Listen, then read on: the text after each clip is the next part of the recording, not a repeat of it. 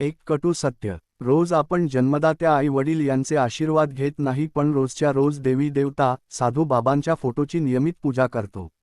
देवी देवता साधू बाबा हे म्हणे चमत्कार करतात आणि आपण त्यांचा भक्त होऊन जातो, पण जन्माला घालणे हाच केवढा मोठा चमत्कार असतो हे आपण विसरून जातो. चमत्कार करणाऱ्या आईवडील यांनाही विसरतो.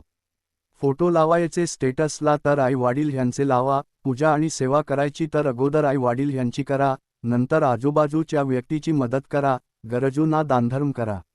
एक लक्षात घ्या, देव किंवा साधू बाबा केव्हाच मदतीला येत नाहीत, तर मदतीला आपल्या आजूबाजूची माणसे, प्राणी पक्षी हेच येतात. पण ही देवी देवता बाबांचीच कृपा आहे असे म्हणून सर्व श्रेय आयुष्यभर देव देवता साधू बाबा यांनाच देतो, पण मदत करणाऱ्या माणसाला प्राणी पक्षी हर्बल औषधी यांना फक्त धन्यवाद बोलून विसरून जातो.